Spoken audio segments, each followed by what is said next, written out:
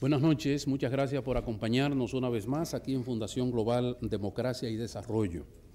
Fundación Global Democracia y Desarrollo, el Consejo Dominicano de Relaciones Internacionales, con los auspicios de la Dirección General de Cooperación Multilateral y la representación de la Unión Europea en la República Dominicana, presentan un evento de singular importancia para República Dominicana y todos los pueblos de América Latina. Es el segundo Foro de Relaciones Internacionales América Latina y el Caribe ante los desafíos de la integración y la cooperación en el contexto global. Destacados académicos e intelectuales estarán con nosotros durante esta noche y durante todo el día de mañana, debatiendo temas muy importantes que tienen que ver con la integración de nuestros pueblos de América Latina. Por eso agradecemos la gentileza que han tenido todos ustedes por acompañarnos esta noche, una vez más que Fundación Global Democracia y Desarrollo pone sobre la mesa otro tema de trascendental importancia para nuestros pueblos. Gracias por acompañarnos. El señor presidente de Fundación Global Democracia y Desarrollo, expresidente de la República Dominicana, creador de Funglode, preside este acto el doctor Leonel Fernández.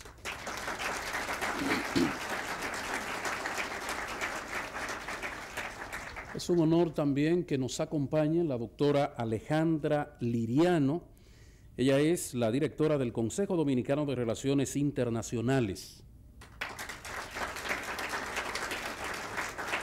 El doctor Antonio Vargas, quien es director de Cooperación Multilateral del Ministerio de Economía, Planificación y Desarrollo. La representante de la Unión Europea en la República Dominicana, la embajadora Irene Orex. Y es un honor que esté con nosotros el doctor Renato Bauman, quien es director de Estudios, Relaciones Económicas y Política Internacional del Instituto de Estudios de Economía Aplicada de Brasil. Agradecemos también la gentileza por estar con nosotros del señor embajador de Brasil acreditado ante el gobierno de la República Dominicana, el embajador de la República Dominicana acreditado ante el gobierno de Brasil, que también están con nosotros los miembros del Consejo Dominicano de Relaciones Internacionales, así como los directivos de Fundación Global Democracia y Desarrollo, y las gracias también por acompañarnos a los académicos, a los intelectuales, a los que van a participar en el desarrollo de este segundo Foro de Relaciones Internacionales. Escuchemos las palabras en la voz de la doctora Alejandra Liriano, directora del Consejo Dominicano de Relaciones Internacionales. Gracias, Mar. Muy buenas noches. Buenas noches, señor presidente de la Fundación Global y expresidente de la República. Es un honor. Muy buenas noches a los invitados que nos honran, nacionales e internacionales, que nos honran con su presencia en este segundo Foro de Relaciones Internacionales, a los miembros del Cuerpo Diplomático y Consular por su siempre reiterada presencia y los funcionarios de la Cancillería y del Gobierno Dominicano, y a todos ustedes que se han dado cita esta noche para compartir con nosotros el inicio del segundo Foro de Relaciones Internacionales. En nombre del Consejo Dominicano de Relaciones Internacionales de la Fundación Global Democracia y Desarrollo, deseamos darle una calurosa bienvenida a este segundo Foro de Relaciones Internacionales. Desde su fundación, el Consejo Dominicano de Relaciones Internacionales ha establecido un foro anual con el mismo nombre, como un espacio que permitiera a funcionarios académicos, intelectuales de las áreas de relaciones internacionales, política exterior, comercio internacional y otros afines, para debatir sobre los temas internacionales, sobre los acontecimientos internacionales de mayor relevancia, pero sin lugar a dudas poniendo el mayor énfasis en cómo dichas realidades internacionales afectan a América Latina y el Caribe. Durante el primer Foro de Relaciones Internacionales en el 2011, analizamos la crisis internacional y las respuestas que desde América Latina y el Caribe se daban. En esta ocasión queremos avanzar mucho más. Queremos discutir cómo América Latina y el Caribe ha ido avanzando en la creación de una institucionalidad de la integración. ¿Cuál es ese avance? ¿Cómo se ha ido redefiniendo el tema de la integración en América Latina? fundamentalmente en un contexto global. ¿Cómo se articula la integración y la cooperación de América Latina y el Caribe en estos escenarios globales? No hay duda que estamos frente a una nueva institucionalidad de la integración latinoamericana y caribeña, expresada fundamentalmente en la Comunidad de Estados Latinoamericanos y Caribeños, CELAC, integrada por 34 países de la región. Por primera vez, es un hito, tantos de los países de la región en un solo foro. Pero a su vez, este espacio de la CELAC tiene la vocación de convertirse en el foro de interlocución global con la Unión Europea, con los Estados Unidos, con China, con la India, con Rusia. Es una vocación, es un desafío que tiene la región. Cómo hablar una sola voz en nombre de la región frente a esos esquemas y foros y países a nivel global. El desafío es mayúsculo. ¿Cómo hacer coincidir a toda nuestra América Latina y el Caribe? Una América Latina y el Caribe dispersa y diversa. Una América Latina y el Caribe representada por muchos esquemas de integración, por muchos mecanismos de integración. Cómo sacar de toda esa convergencia, que es la palabra que estamos utilizando como una palabra necesaria en este momento, cómo hacer converger esos diferentes esquemas de integración, esas diferentes prácticas de integración, para poder tener una voz regional de peso y convertir a la América Latina y al Caribe en un actor global. Ese es realmente el desafío de nuestro debate. Nosotros agradecemos contar con la presencia de este connotado grupo de intelectuales de Brasil, de Estados Unidos, de Colombia, de Centroamérica, de Guyana, de República Dominicana, para debatir este tema, para plantearnos cuál es la situación de la integración y sobre todo cuáles son los límites y las posibilidades que tienen los procesos de integración en este momento en América Latina y el Caribe. Para responder a ellos nos acompañan, esperamos que no solamente la conferencia magistral de esta noche que nos ofrecerá el doctor Renato Baumann inicie ese proceso provocador, como hemos hablado esta mañana, sobre estos temas, sino que toda la jornada del día de mañana, que es un día completo, lo dediquemos a analizar y podamos tener nuevas reflexiones sobre este debate, cómo se está dando en América Latina.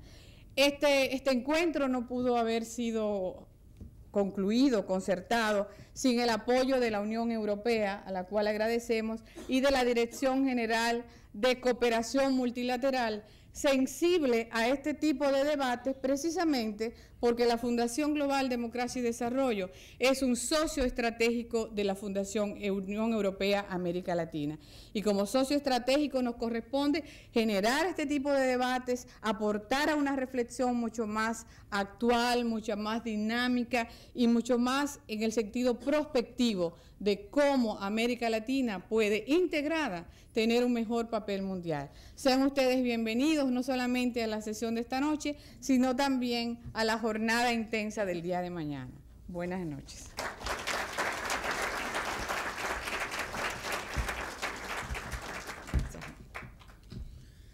Muchas gracias a la doctora Alejandra Liriano, quien es la directora del Consejo Dominicano de Relaciones Internacionales. Escuchemos las palabras en la voz del director de Cooperación Multilateral del Ministerio de Economía, Planificación y Desarrollo, el doctor Antonio Vargas.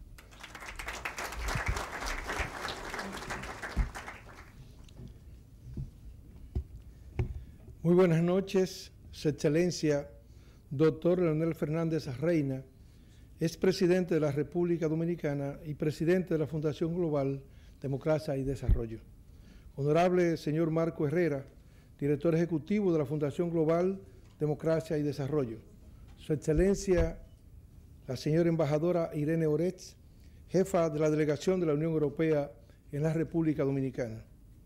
Honorable doctora Alejandra Liriano, directora del Consejo Dominicano de Relaciones Internacionales. Honorable doctor Renato Baumann, director de Estudios de Relaciones Económicas y Política Internacional del Instituto de Estudios de Economía Aplicada de Brasil. Honorables miembros del cuerpo diplomático acreditado de nuestro país, invitadas e invitados especiales, amigas y amigos de la prensa, señoras y señores. Así como la comunicación y el entendimiento entre individuos es vital para la familia y la sociedad, así mismo lo son cuando la escala aumenta, y nos referimos a las relaciones entre las naciones, cuya importancia se ha traducido en saber académico mediante las carreras de Relaciones Internacionales y Diplomacia. Por otra parte, si bien es cierto que las relaciones internacionales y su estudio adquirieron personalidad propia en medio del mundo colonial, hoy en día es el paradigma de la interdependencia el que prevalece notablemente en la determinación de sus derroteros. Ya no se trata de quien tenga más volumen o población, sino de quien sea más eficiente y competitivo en el desarrollo de sus saberes y talentos en medio del escenario de compleja complementariedad en el cual se encuentra el mundo en que vivimos.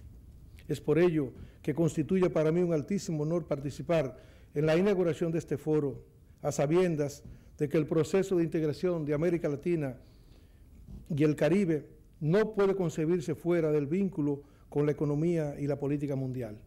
En este sentido, saludamos y felicitamos a la pertinencia de la iniciativa de la Fundación Global Democracia y Desarrollo y del Consejo Dominicano de Relaciones Internacionales por organizar este evento, este seminario sobre América Latina y el Caribe ante los desafíos de la integración y la cooperación en el contexto global, porque pone de relieve los problemas actuales por los que atraviesa la región en la búsqueda de soluciones comunes, lo que se expresa en la política dominicana cuando en esta materia el excelentísimo señor presidente de la República, el licenciado Danilo Medina Sánchez, manifiesta lo siguiente, citamos: valoramos y acompañaremos los esfuerzos de integración de América Latina, así como las alianzas y pactos interregionales que no significan simples acuerdos económicos, sino un verdadero esfuerzo de integración cultural y política. Termina la cita.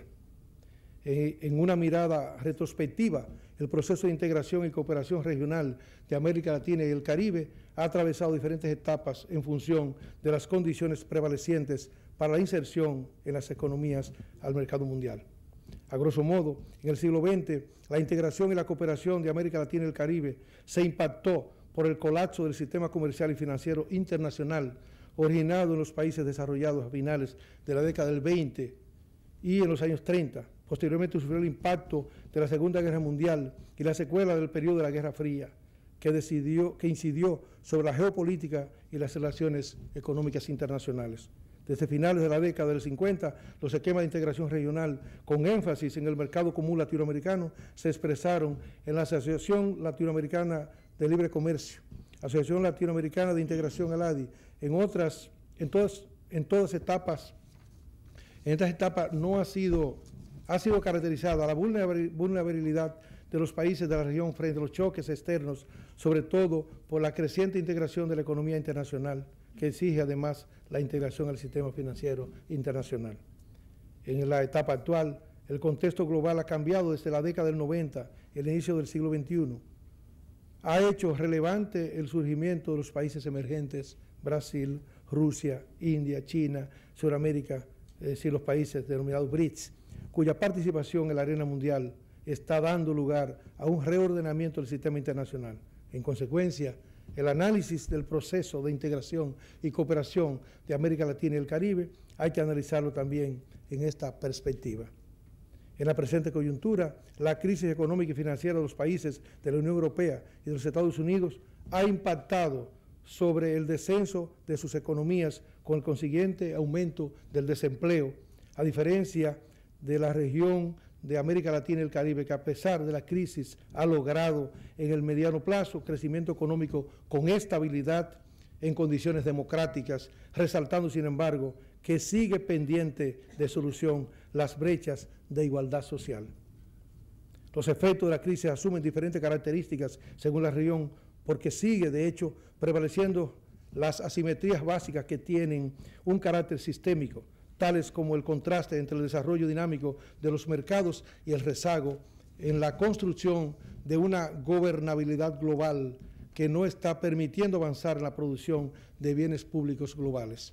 Por otro lado, mientras se produce la rápida globalización de algunos mercados, se restringe la movilidad internacional de la mano de obra. Asimismo, es notoria la dificultad de los países menos desarrollados para garantizar el cumplimiento de los objetivos de desarrollo del milenio, mientras se agudiza la tendencia a la disminución de la ayuda oficial al desarrollo. Todos estos retos comunes que enfrenta la región de América Latina y el Caribe deben resolverse en la lógica de la cooperación, porque se requiere que sean abordados con una óptica global y regional. En este marco, la cooperación internacional debe seguir apoyando el diseño de políticas públicas para disminuir tanto las asimetrías sistémicas como las grandes brechas de la igualdad social. Es fundamental que se diseñen y se implementen políticas públicas globales y regionales que impacten en la disminución de la pobreza, en coherencia con el crecimiento económico, que permita la creación de oportunidades económicas y de cohesión social, que se logre equidad social junto con estabilidad económica, que se desarrollen los mercados junto con los productos de bienes públicos globales y regionales en el contexto de la integración de América Latina y el Caribe. La región tiene todavía brechas considerables de integración por superar y plataformas nacionales por construir, para colocarse a la par de sus competidores desarrollados en la carrera de la globalización. Esto implica fortalecer y desarrollar los vínculos económicos, políticos y sociales entre los países que la componen. Para ello es necesario que desde la cooperación multilateral y regional se impulse la creación de una estructura democrática que garantice la gobernabilidad global y regional para que se gestionen los bienes públicos globales y en consecuencia se garantice la gestión de los bienes públicos regionales. América Latina y el Caribe se encuentra en un proceso de impulsar la integración regional e intrarregional para abordar los nuevos retos como consolidar una visión estratégica común a largo plazo, revisar y simplificar la extensa red de acuerdos de libre comercio, contribuir a la creación de una arquitectura global de normas multilaterales que evite retrocesos significativos y garantizar un nivel de interdependencia que ha alcanzado un umbral crítico y que apoya una creciente demanda de bienes públicos regionales. Lo anterior implica que para avanzar en el proceso de integración hay que prestar atención a los roles de los organismos regionales establecidos, alinear las iniciativas regionales existentes, Mercosur, CELA, Comunidad Andina de Naciones, el Mercado Común de América Central, ALADI, SICA, CARICOM, CELAC, la Alianza Bolivariana para América, entre otros, que han progresado de manera limitada y desigual en la agenda de integración económica y se refleja en el lento avance de los nuevos temas. En este sentido, es fundamental que desde lo multilateral se apoye al proceso de integración regional de América Latina y el Caribe, cuyo mercado en la etapa actual puede incluso constituirse en la palanca para impulsar también la salida a las crisis que están afectando a las economías desarrolladas. Estamos seguros que el desarrollo de este foro permitirá discutir y aclarar en distintas perspectivas los retos y desafíos regionales, en especial cuáles corresponden para que la República Dominicana, como parte privilegiada del Caribe y América Latina, pueda participar en los diferentes espacios de integración regional como instrumento de desarrollo para beneficio de la calidad de vida que merecen las dominicanas y los dominicanos. Exhortamos a los participantes a que aprovechen el programa que ha sido elaborado para este foro, que cuenta con excelentes expositores nacionales e internacionales, y reiteramos lo anunciado por Su Excelencia, el señor Presidente de la República, Danilo Medina. Citamos: ya la historia nos está enseñando con claridad que integración es la palabra de los tiempos presentes y futuros. Por eso también asumiremos y respetaremos los compromisos internacionales de nuestro país y agradecemos la cooperación solidaria que nos brindan. Termina la cita. Finalmente, permítaseme felicitar y agradecer a la delegación de la Unión Europea en la República Dominicana, representada por Su Excelencia Irene Oretz, por su permanente apoyo y solidaridad en los grandes retos y desafíos de la región y de nuestro país. Y en este escenario reafirmamos el firme compromiso del despacho del Ordenador Nacional de los Fondos Europeos para el Desarrollo de involucrarnos directamente y apoyar toda iniciativa que tenga por finalidad hacer posible alcanzar niveles superiores de desarrollo y bienestar para nuestros pueblos hermanos y particularmente para la República Dominicana, Muchísimas gracias y manos a la obra.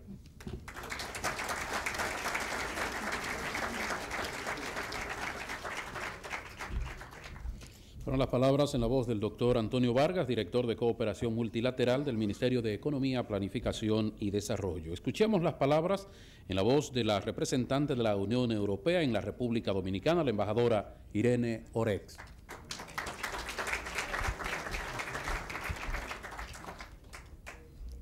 Muchísimas gracias.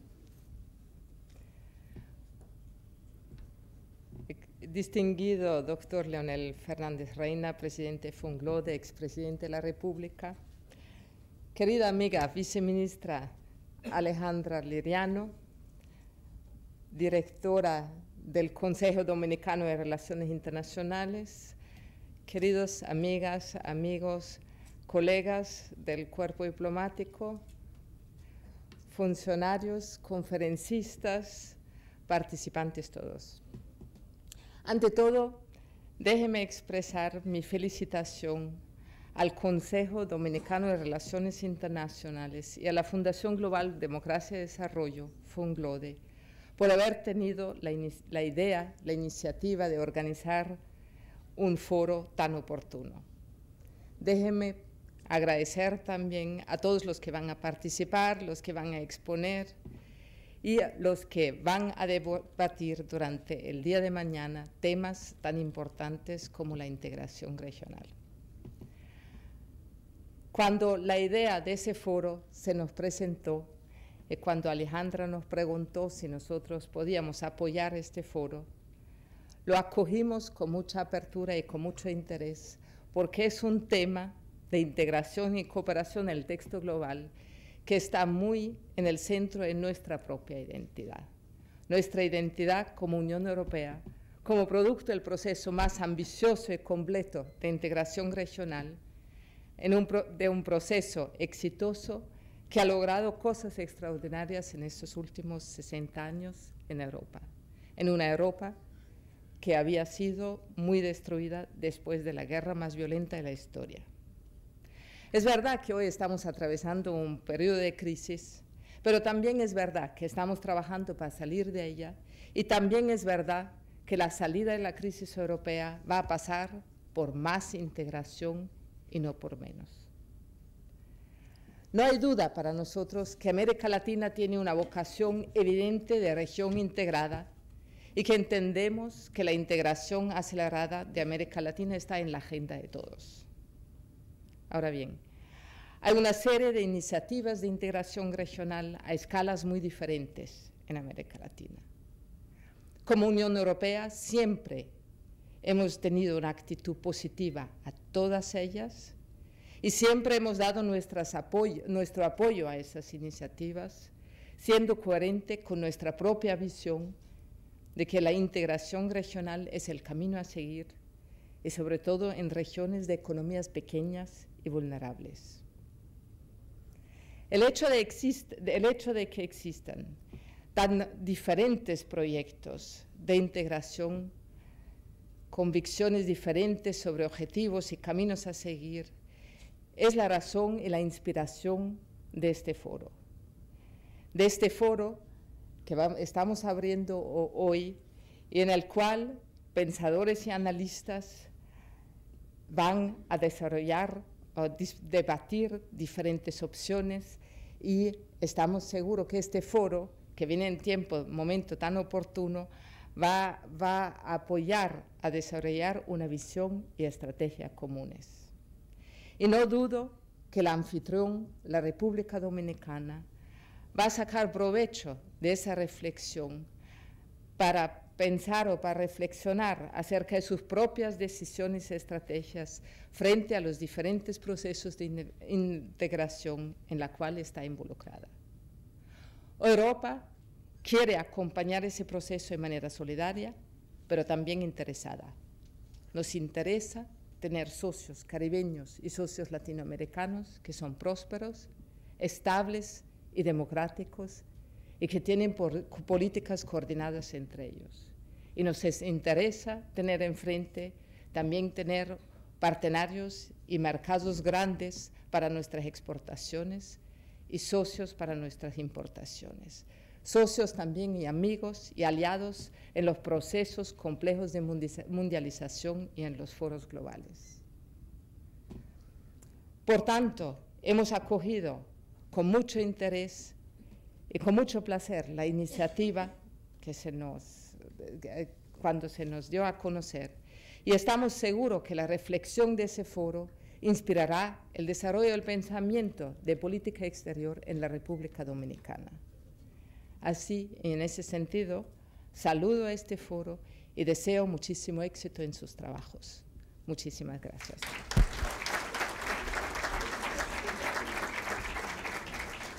Muchas gracias a la embajadora Irene Oré, representante de la Unión Europea en la República Dominicana. Este segundo foro de Relaciones Internacionales lo iniciamos con una conferencia magistral.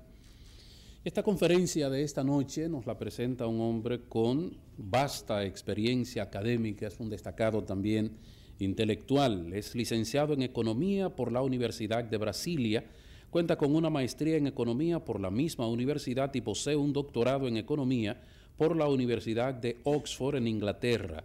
Ha servido como profesor en el Departamento de Economía en distintas universidades, incluyendo la Universidad de Brasilia y la Universidad de Oxford. Ha sido economista de la Comisión Económica para América Latina y el Caribe, CEPAL, director de la oficina de esa organización en Brasil en el 2012 y fue asesor de la vicepresidencia del Banco Mundial. Cuenta con innumerables publicaciones en temas de desarrollo, economía, América Latina y comercio exterior. Actualmente es director de Estudios de Relaciones Económicas y Política Internacional del Instituto de Estudios de Economía Aplicada de Brasil.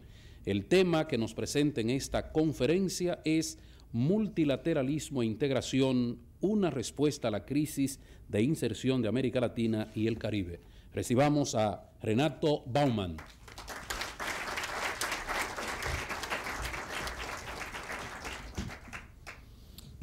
Excelentíssimo doutor Leonel Fernandes, excelentíssima doutora Alejandra, permita-me a seu nome saludar os demais colegas do painel, excelentíssimo senhor embaixador da República Dominicana em Brasília, excelentíssimo senhor embaixador de Brasília na República Dominicana, permita-me a seu nome saludar os demais membros do corpo diplomático e representantes de agências multilaterais aqui presentes, senhoras e senhores.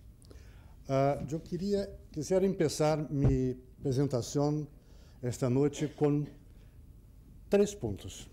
Primero, dar muchísimas y sinceras gracias a la Fundación por la invitación para estar aquí esta noche. Estoy seguro de que la actualidad e importancia de los temas que se van a tratar hoy y mañana son indiscutibles. La segunda observación es que, en que pese mi vinculación institucional com organismo de governo, uma agência de governo vinculada à presidência de meu país, eu vou fazer minha apresentação estrictamente em termos personais, como acadêmico e curioso do tema. Assim que não hablo ao nome de IPEA. A terceira observação, que a esta altura já está clara, é que, por absoluta falta de alternativa, lo vou fazê-lo em portunhol. Esse idioma de crescente importância em nossa região. Perdão. O que se pode dizer em relação ao multilateralismo hoje? Há 2 dimensões, a dimensão financeira e a dimensão comercial. Empecemos pela dimensão financeira.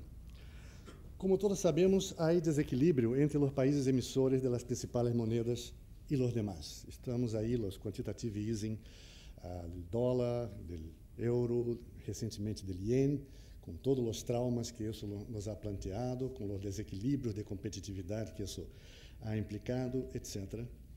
E há, además, desequilíbrios em los sistemas financeiros de los principais países, raiz da crise desde 2007, o que ha contribuído para retardar a recuperação do ritmo de atividade. Creio que é razonavelmente se sabe sobre isso. Sin embargo, há alguns progressos que se podem registrar, marginais, não suficientes, pero alguns pequenos avanços em países em desenvolvimento en su participación en la governance de las principales agencias multilaterales. Aquí a lo que me refiero son las pequeñísimas ganancias que tuvimos en el Fondo Monetario, en las cuotas del Fondo Monetario, en las cuotas del Banco Mundial. Ese sería todo un tema para un otro seminario, con perdón de la representante europea, es un tema sensible, no voy a entrar en mayores detalles. Pequeños avances, además, en las posiciones conjuntas de algunos países en desarrollo que participan en algunos foros como el G20. La posibilidad de participar de un banquete de los más importantes como el G20 es un pequeño avance, es algo que amerita registro. Avances, además, en las reglamentaciones de los movimientos financieros, pero todavía insuficiente, como sabemos. Hay todo un debate sobre la corresponsabilidad de las agencias financieras en las crisis, el tema de los paraísos fiscales, el tema de las agencias de riesgo. No voy a entrar en eso. Y hay, visto desde uno de los 5 países, un inicio de percepción de parte de los BRICS, en el sentido de que a lo mejor pueden influenciar en algo el escenario. Ese es a lo mejor lo que mantiene los BRICS unidos, esa percepción de que juntos podemos influenciar el escenario internacional. Muy bien.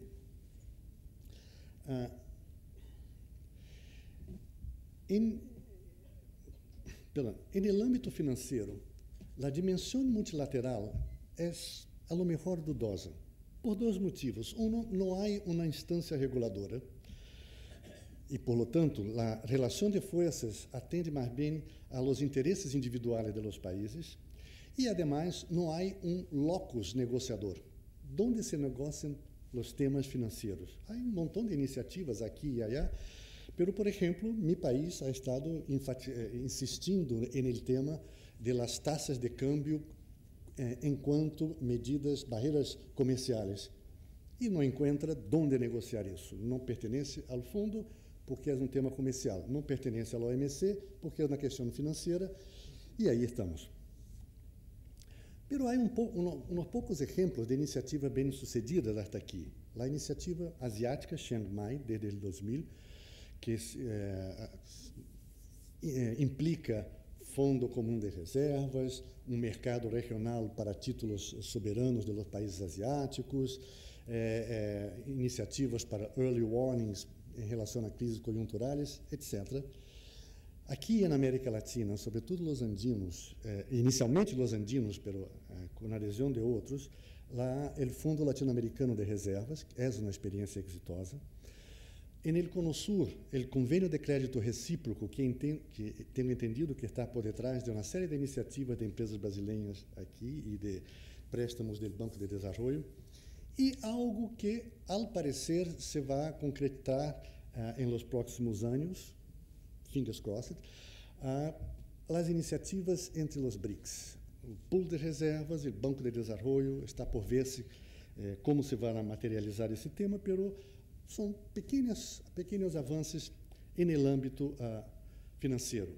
Pero exatamente porque o âmbito financeiro é menos claro, menos nítido, eu me vou concentrar no âmbito comercial. E aqui é onde eu vejo que há temas que são mais claramente relacionados com o vínculo multilateral regional.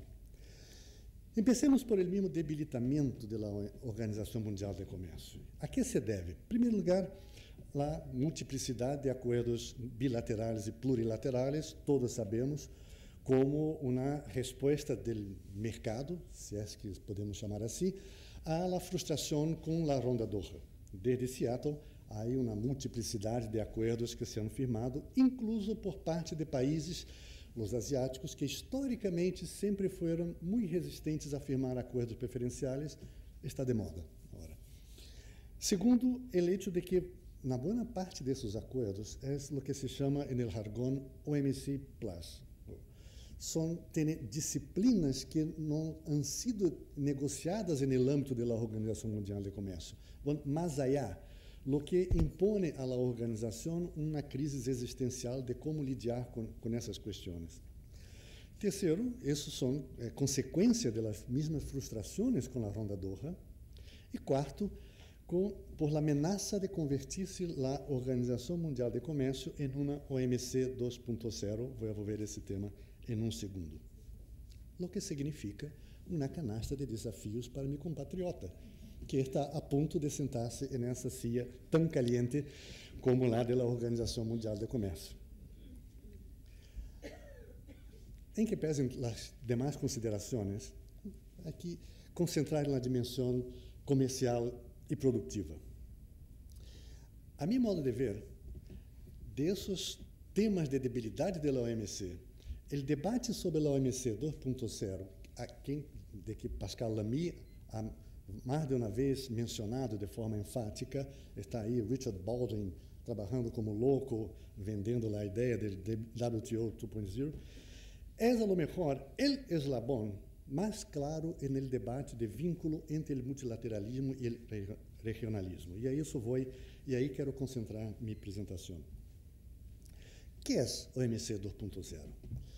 Es un reconocimiento de que para una buena parte de la producción y comercio de los productos manufacturados, el proceso productivo ha cambiado y se está cambiando de forma muy intensa con el fatiamiento de etapas productivas en distintos países, las llamadas cadenas globales de valor.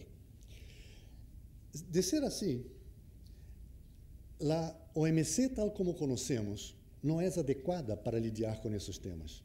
Por quê? Porque é uma negociação, mi produto, dá-me preferência para que mi produto por entrar em tu país e eu permito que tu produto por entrar em meu. O tema de cadenas de valor tem que ver com decisões de implementação de etapas produtivas em países específicos. E aqui, de ser assim, a OMC teria que cambiar desde uma negociação mi produto contra tu produto a uma negociação mi fábrica se tu haces las reformas legislativas que me interessam, laboral, ambiental, de competência, que seja, compras governamentais, outro mundo. E nós outros da América Latina e Caribe estamos fora. Não participamos de las cadenas globais de valor de forma significativa, exceto um que outro exemplo, não é zero, há que outro exemplo, sobretudo em México, com o NAFTA, algo de Brasil e até aí chegamos. Estamos fora. Ou seja, se cambia a OMC nessa direção, temos um dolor de cabeça. Muito bem. O que tem isso a ver com regionalismo?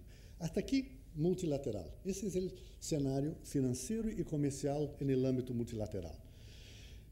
O que tem isso a ver com regionalismo? Tem a ver com o hecho de que o tema está diretamente associado à dimensão de complementariedade produtiva, que é intensa em várias regiões e não assim na América Latina e Caribe.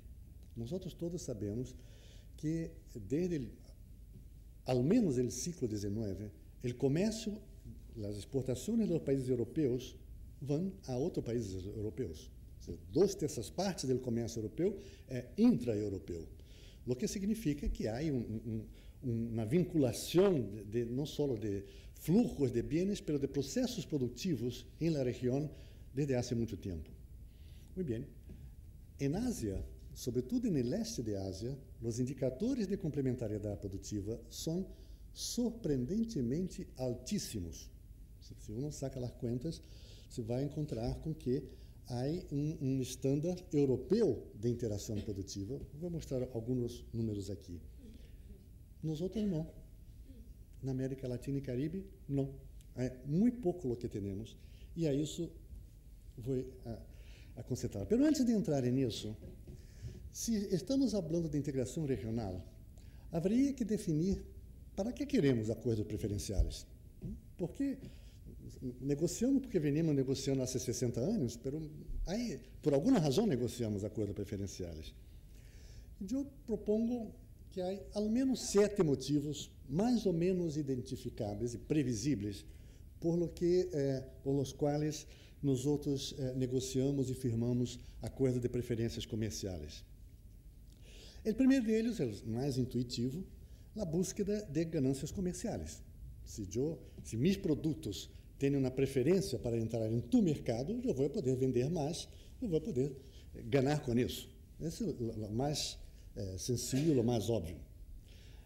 Há uma segunda dimensão, que é um pouco menos imediata, que é, se, por exemplo, eu quero fazer uma reforma laboral, meu Congresso não me permite, as forças políticas domésticas não me permitem, mas eu firmo um acordo com 2 ou 3 países e incluo aí o tema de flexibilidade laboral, tenho um argumento muito forte para vender isso domesticamente e fazer as reformas que eu pretendia fazer. Ou seja, o uso, quote unquote, de acordos comerciais para viabilizar reformas politicamente sensíveis internas em cada país. Terceiro, aumento do poder negociador. Isso quedou muito claro, por exemplo, em la experiência do Mercosul, em lo pouco que se tuvo de negociações de uma área hemisférica de livre comércio, 97, 98. Por primeira vez na história de nossa diplomacia, hablávamos como 4. E aí, lo que puedes dar um murro em la mesa é muito mais forte do murro que das quando estás solo. Não, estamos falando como 4. Aquilo é um aumento de poder negociador. Quarto, às vezes, como, por exemplo, meu país não lhe gostava a ideia de negociar na área de livre comércio hemisférica, pero com a perspectiva de ter um acesso privilegiado a um mercado mais grande, como o dos Estados Unidos, bueno, vamos conversar aqui, vamos reconsiderar as possibilidades e, de repente, esse é um argumento em si muito forte. 5, fortalecimento de vínculos estratégicos. De repente, há interesses em fontes de recursos naturais, ou que sei eu, entre países específicos. Sexto, o uso de acordos regionais para alcançar objetivos multilaterais conjuntos. Eu mencionei aqui o tema de los BRICS, pelo menos se pode pensar em termos de los europeus, me permita uma vez mais, que têm uma participação importante em los boards de las agências multilaterais, o Banco Mundial e o Fundo Monetário, porque hablam como uma sola voz e aí têm um poder importante. Sétimo, fortalecimento de vínculos produtivos entre países como ferramenta para elevar a competitividade. E a isso vou. Antes, é importante ter claro que para que queremos negociar. É importante ter claro aonde vamos. Se não sabemos, negociamos por inércia, porque seguimos negociando, já levamos tantos anos negociando, que o custo de não negociar seria muito alto. Então, seguimos.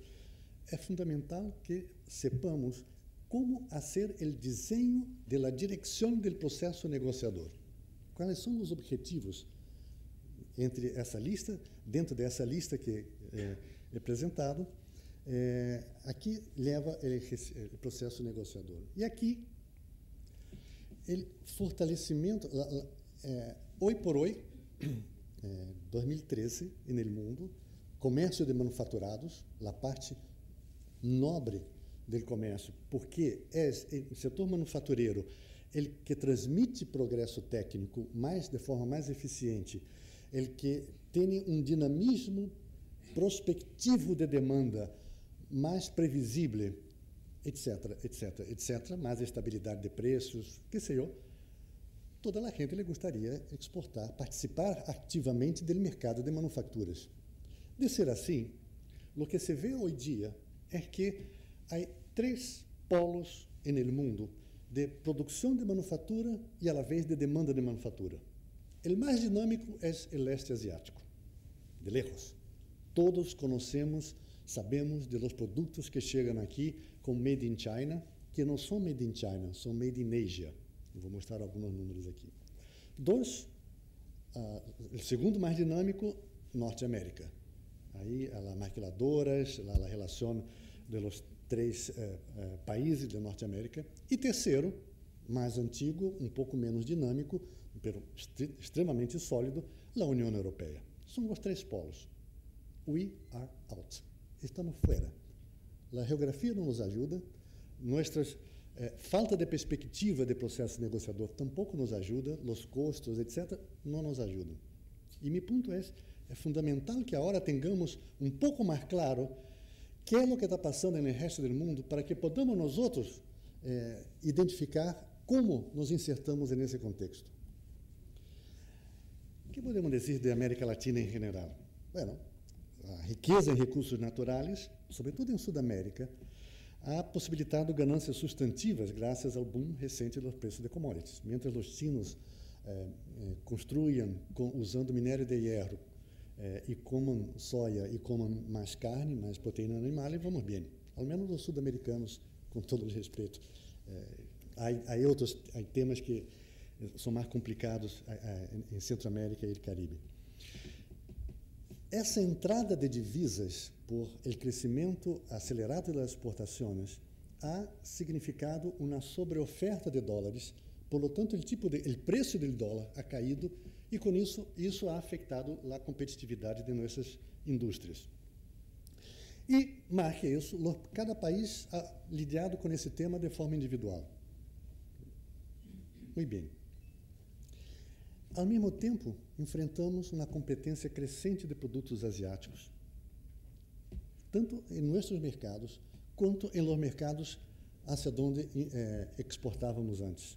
Brasil ha perdido participação em Estados Unidos, em México e em Argentina, o que é fantástico, porque tem um acordo de livre comércio com a Argentina, se supõe que o custo de transporte é mínimo, porque está ao lado, o produto vem do outro lado do mundo e mais barato, e entra no mercado argentino. Por lo tanto, temos uma situação em que o exemplo asiático é, a la vez, um exemplo e um desafio. Haveria que tomá-lo em conta ao repensar-se as relações regionais. E fazer acordo de preferências comerciais ou estimular o comércio regional não necessariamente é sinônimo de integração regional. A lo que vou é que em Ásia, em particular o leste asiático, é um exemplo muito rico nos últimos 10 anos de relativamente poucos acordos formais e baixíssimo componente político. Aquilo que em Mercosul se apresenta como uma coisa importante, a dimensão política, em Ásia, hasta por razões históricas, não poderiam ser-lo. Não haveria como firmar um acordo entre China continental e Taiwan. E, de hecho, são os principais parceiros um do outro em comércio e investições. Entre China e Coreia, entre China e Japão. Tem milênios de conflitos. Não é possível introduzir a dimensão política. Pero são muito eficientes em lo que é na relação puramente comercial. E para ilustrá-lo, há que ter em conta a composição dos fluxos de comércio regionais. Em Ásia, há 4 líderes, 4 grandes polos comerciais: China, Índia, Japão e Coreia do Sul, evidentemente. O que significa que podemos pensar em termos de parceiros grandes e pequenos, ou, usando a expressão inglesa, hub and spoke, para comparar Ásia e América Latina. Então, tendríamos 4 candidatos em Ásia e exercício que eu vou mostrar aqui com 12 países menores. E aqui na América Latina, os 3 candidatos seriam Argentina, Brasil e México, e outros 14 sócios mais chicos. Não sei se alcança a ver aí, mas tomemos o comércio em Ásia intrarregional antes da crise, porque com a crise a coisa cambia de figura, mas antes da crise, 2000, 2008, o que temos? Que exportam os grandes a los pequenos uma suma que se acerca aos 50%, ou seja, metade do valor transacionado entre os grandes e os pequenos. Equipos elétricos, máquina para oficina, equipo de telecomunicações, fibras, blá, blá, blá. E os pequenos ou os grandes. Parece uma repetição. As 2 colunas são muito semelhantes. Ou seja, e notem que são produtos, exceto nenhum, são todos produtos que se consomem no processo produtivo. São bens de produção. Muito bem. Essa é uma característica importante, não tanto no sul de Ásia, com Índia e seus vizinhos, mas sobretudo no leste de Ásia, China e seus vecinos. Agora, vejamos na América Latina, no mesmo período, os grandes, exportam petróleo, veículos, equipos de telecomunicação, equipos elétricos, etc. E compram, ¿qué compram? Metales, petróleo, minerales, matérias-primas. A lo que voy é que nuestro comércio regional está equivocado, está de punta cabeça. Porque os grandes são os que exportam bens de produção a los chicos e importam bens primários. Não é sustentável, não é dinâmico. Por quê? Porque no momento em que o grande pare de comprar matéria-prima e passe a outro fornecedor, se acabou. Em Ásia, essa composição de comércio sugere a existência de um multiplicador regional. Perdone por el economês, pero lo que quero dizer é, olvídalo los países pobres. China, por alguma razão, Estados Unidos, a economia dos Estados Unidos empieza a crescer. Os Estados Unidos compra de China. Bueno, China tem que produzir mais. O que hace China? Compra equipos, partes, peças de Vietnã, de Camboya, de Malásia, de Singapura, de los vecinos menores. O que significa que, desde um ponto de vista de Vietnã, há um aumento da renta com exportações. O que hace Vietnã com essa plata? Compra de China. Há um ciclo virtuoso em que o país grande,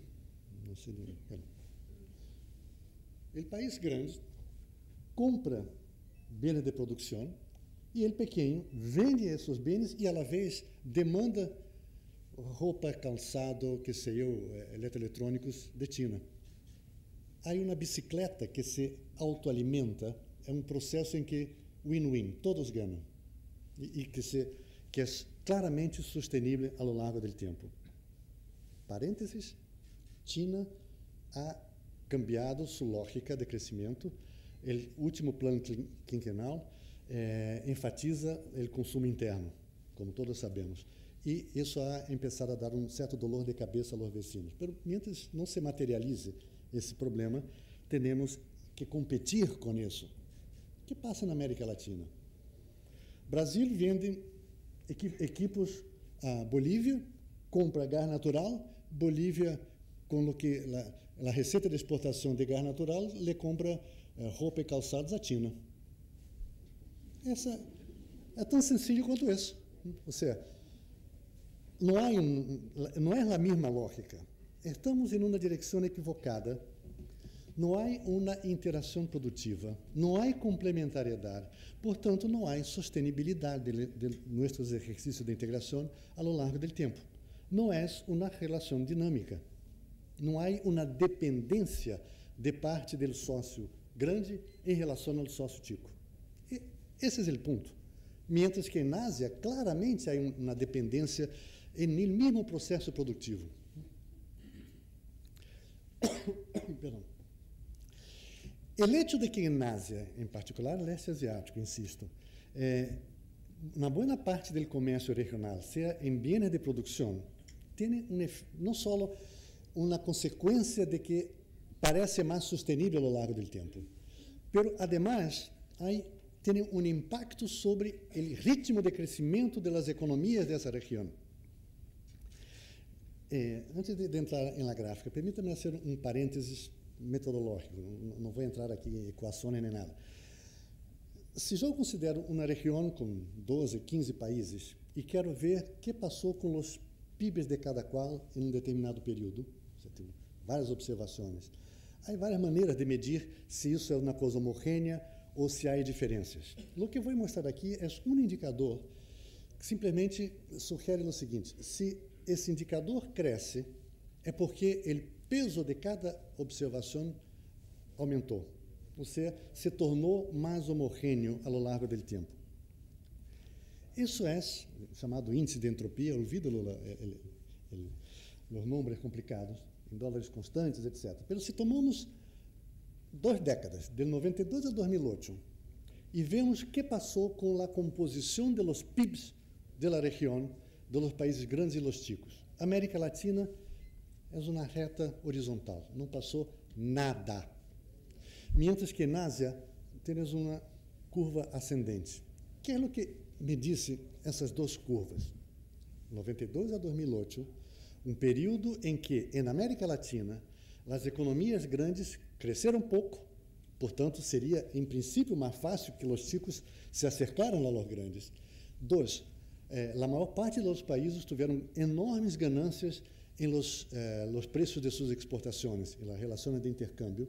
Por lo tanto, se poderia esperar que, agora vamos, todos ganhamos, agora vamos. Não passou nada. A distância entre o PIB de Brasil e o PIB de Bolívia e de Paraguai se mantuvo em 20 anos, não passou nada. Em Ásia, em um período em que as economias grandes cresciam a 2 dígitos por cento, 10, 12, 15%, e em que todos são importadores de alimentos e petróleo, todos tiveram perdas, temos agora uma coisa mais homogênea. Por quê? Porque o processo produtivo é complementar. E aqui na América Latina, vamos por subgrupos. O primeiro são os andinos, aqui incluindo Chile. Homogêneos, a um grado um pouquinho mais alto, um pouco mais homogêneos, passa nada. América Central, aqui abaixo, e o Mercosul também. São 3 retas horizontais. 20 anos em que os grandes crescem pouco, todos ganham com preço de exportação de commodities e a distância permanece. Não se melhorou 1 centímetro a qualidade da distribuição entre os países da região. Muito bem. De ser assim, como eu disse, a competência e a experiência, o exemplo do leste asiático, nos dá um exemplo e um desafio. Vou ao exemplo. Para que queremos integração na América Latina? Em los anos 50 e 60, que foram mencionados aqui, sabíamos para que queríamos. Queríamos para montar nossas indústrias. Então, era muito claro que preciso de um mercado adicional para ter escala mínima e poder industrializar. Em los 70 não passou nada, eram todos com o governo militar, e aos militares não lhes interessa abrir soberania, não passou nada. Em los 80, com as 2 crises do petróleo e a crise da deuda, o tema ressurge, um fênix. Volvemos a falar de integração regional, sobretudo na segunda metade dos 80, mas com uma nova roupa. Ademais do mercado ampliado, em los 80 teníamos era uma forma de lidiar com uma situação de escassez de dólares. Nadie tinha dólar na região, bueno, nós hacemos intercâmbios sem dólares e por aí vamos. Em los 90, chama-se consenso de Washington, regionalismo aberto, o que queira, o mesmo discurso, pero agora como uma forma de ganhar eficiência, reduzir custos, vou dar uma ducha fria em meus produtores, é muito importante o exercício de integração. Em los anos 2000, com a abertura da conta de capital, os movimentos financeiros que fazem com que as paridades cambiárias se vayam, God knows where, não se sabe onde, que afeta todo o processo. Qual é o argumento que temos hoje? Para que queremos integração regional? Se alguém tem uma resposta, eu estou muito agradecido. O que se vê mais bem é baixa inversão em processos produtivos complementares, entrada e, ao mesmo tempo, uma entrada intensa de produtos de outras regiões, em particular de Ásia, como é dito, e com movimento de capitais que sobredeterminam o que passa com nossos produtos. Ou seja, eu hago um acordo com a Argentina, de repente, vem um movimento financeiro, na taxa de câmbio se vai não se sabe onde, bueno, se acabou. Tudo se põe um pouco mais complicado. Meu ponto é que o tema da complementariedade produtiva deveria estar em la agenda de política regional. É, a meu modo de ver, um must hoje em dia. Como participamos do cenário internacional se não temos, não nos juntamos, não hacemos um jogo de suma positiva. Pero há que ter claro o arte do possível. Que podemos esperar de um processo negociador? E aqui a distância geográfica é um ponto importante, né? A minha experiência asiática é indicativa de que há diferenças em lo que uno pode esperar de complementariedade com países vecinos em comparação com os países distantes. é mais claro que se pueda promover complementariedade produtiva com os vecinos do que entre Brasil e México, Brasil e Nicarágua. É mais fácil hacerlo com a Argentina, com o Paraguai, com Bolívia.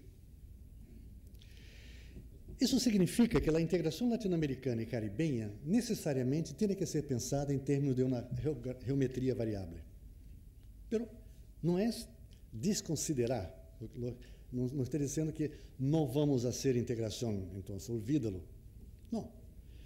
Entre países não vecinos, Brasil e República Dominicana, por exemplo, é razonável esperar que um processo negociador de preferências comerciais claramente le suma aos montos que são transados.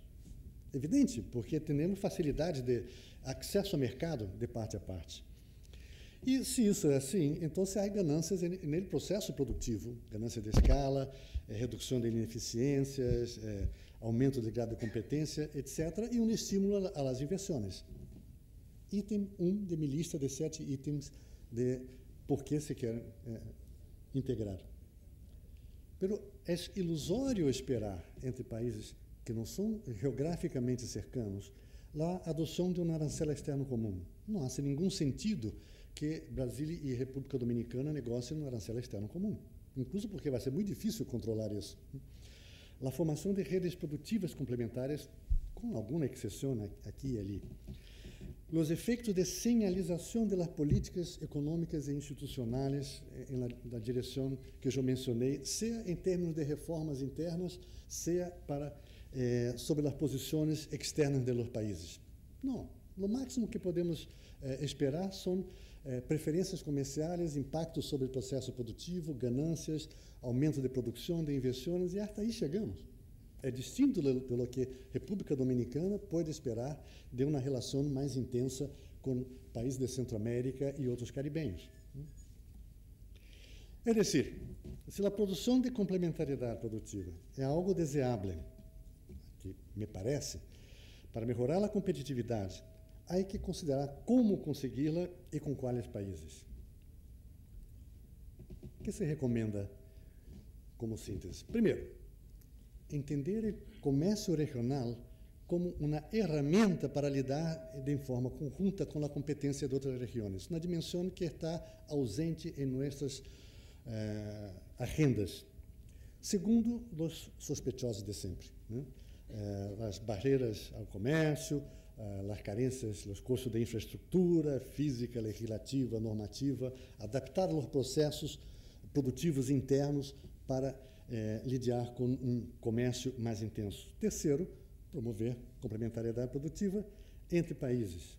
Quarto, reduzir bastante a dimensão política e focar um pouco mais intensamente na dimensão de facilitação de comércio. Isso é o nome do jogo. Os exemplos são muitos por aí. Estimular a inversão direta regional. Temos as translatinas, as inversões de vários países, meu país em particular, mas basicamente em busca de recursos naturais. Haveria que cambiar um pouco mais esses fluxos e promover, de novo, complementariedade produtiva, ou seja, inversões relacionadas com processos produtivos em outros países. Para isso se necessita de fundos, pero buenos proyectos se financiam, buenos proyectos encontram quem os financia. Aqui está a CAF, o BID, e o mesmo mercado de capital. Há que, a partir do momento que se tenha uma direção bem definida, as coisas marcham de uma forma mais fácil. Em resumo, e aqui empeço a terminar, o multilateralismo é importante e deve ser fortalecido. Simplesmente porque se somos ticos, se o vecino quita a pelota que estávamos jogando na calle, é importante que haja um guarda, por favor, me está tomando a pelota, eu quero jogar. É importante o multilateralismo como forma de imponer disciplina em las relações que, de outra forma, são, por definição, desiguais entre grandes e ticos. Pelo mesmo tempo, o regionalismo deveria ser visto como uma ferramenta para melhorar as condições de competitividade de nossos países, nossas economias, para participar nesse cenário internacional. É importante preservar a institucionalidade, os avanços que hemos tenido nos últimos 60 anos em construir uma institucionalidade internacional, pero essa mesma institucionalidade ha dado margem ao surgimento de novas formas de competência para as quais nós outros latino-americanos e caribenhos não estamos preparados. E há que ter isso em conta, e a forma de lidar com isso é repensar o processo de regionalismo, a lógica, os objetivos do processo negociador, com miras a ter uma participação mais ativa e mais frutífera no cenário internacional. Isso era. Muitas graças.